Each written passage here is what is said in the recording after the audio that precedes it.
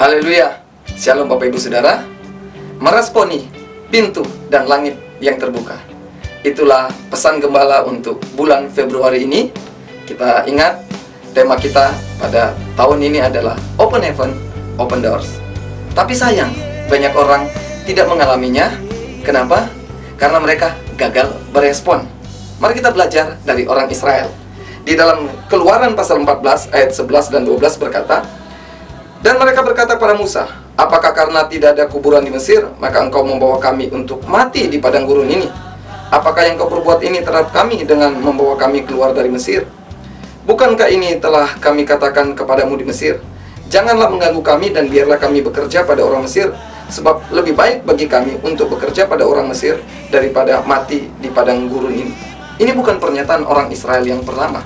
Kita lihat ada pernyataan yang kedua di dalam Keluaran 16 ayat 2 dan 3. Di padang gurun itu bersungut-sungutlah segenap jemaah Israel kepada Musa dan Harun, dan berkata kepada mereka, kalau kami mati tadinya di tanah Mesir oleh tangan Tuhan, ketika kami duduk menghadapi kuali berisi daging dan makan roti sampai kenyang, sebab kamu membawa kami keluar ke padang gurun ini untuk membunuh seluruh jemaah ini dengan kelaparan. Tidak berhenti sampai situ. Keluaran pasal 17 ayat yang ketiga. Hauslah bangsa itu akan air di sana, bersungut-sungutlah bangsa itu kepada Musa dan berkata, mengapa pula engkau memimpin kami keluar dari Mesir untuk membunuh kami, anak-anak kami, dan ternak kami dengan kehausan?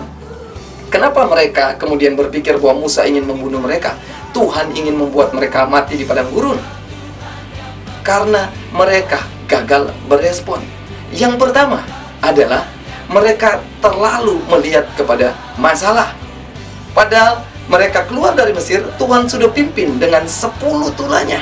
Tapi waktu mereka melihat, wow, ada musuh begitu banyak, di depan ada laut, mereka nggak tahu apa yang harus mereka lakukan. Mereka pikir Tuhan akan bunuh mereka. Ketika mereka melihat tidak ada air, mereka kehausan di padang gurun, mereka pikir Tuhan akan membunuh mereka. Ketika mereka melihat mereka nggak punya makanan, mereka pikir Tuhan akan membunuh mereka. Padahal apa yang Tuhan lakukan? Tuhan turunkan manna dari surga, roti yang dari surga. Bapak Ibu Saudara, kita baru masuk tahun 2014, kemudian kita lihat ada hujan, ada banjir, ada longsor, ada gempa bumi, ada gunung pecah, meletus. Kemudian ada angin topan, badai, dan banyak hal yang terjadi di Indonesia. Sehingga kemudian kita mulai berpikir, tidak mungkin resolusi saya tercapai. Tidak mungkin apa yang Tuhan lakukan pada saya akan digenapi. Kenapa? Kita melihat dengan banyaknya masalah. Bapak Ibu Saudara, jangan tertipu dengan masalah. Yang kedua, kita tidak tahu berterima kasih.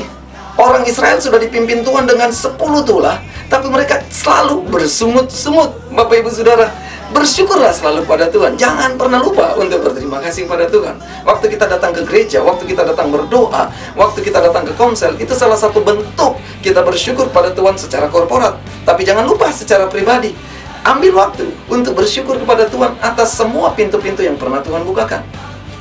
Yang ketiga, mungkin pintu yang terbuka itu masih kecil kelihatannya. Kita jangan tertipu. Hanya karena pintu yang kecil itu, kemudian kita berpikir Tuhan tidak membuka pintu kepada kita. Banyak kali Tuhan memulai dari hal yang kecil, tidak langsung besar. Dari pintu yang kecil itu kita akan lihat tambah besar, tambah besar. Hanya karena kita melihat pintu yang kecil itu, bukan berarti itu bukan dari Tuhan. Yang keempat, ini bahaya Bapak Ibu Saudara. Jangan tertipu. Tidak semua kesempatan yang terbuka bagi kita itu berarti pintu atau langit yang terbuka dari Tuhan. Kita bisa belajar dari Musa. Dia punya kesempatan untuk jadi pangeran di Mesir, tapi dia tidak memilih itu. Kenapa? Karena dia tahu dia punya rencana yang luar biasa dari Tuhan atas hidupnya untuk jadi pemimpin membawa orang Israel keluar. Yesus pernah ditawarkan oleh iblis. Iblis perhadapkan pada dia kerajaan dunia, dan iblis berkata, semua kuasa dan kemuliaan ini aku berikan padamu kalau engkau menyembah aku. Ingat, Yesus datang bukan hanya untuk menyelamatkan, tapi dia untuk berkuasa menjadi raja di atas segala raja. Bukan dengan cara seperti itu. Tuhan punya cara yang luar biasa untuk dia, bukan dari iblis. Kalau Yesus ambil itu, gagal semua rencana Tuhan atas dunia ini. Karena itu, bagaimana kita supaya tidak tertipu? Kita harus punya 3 hal ini.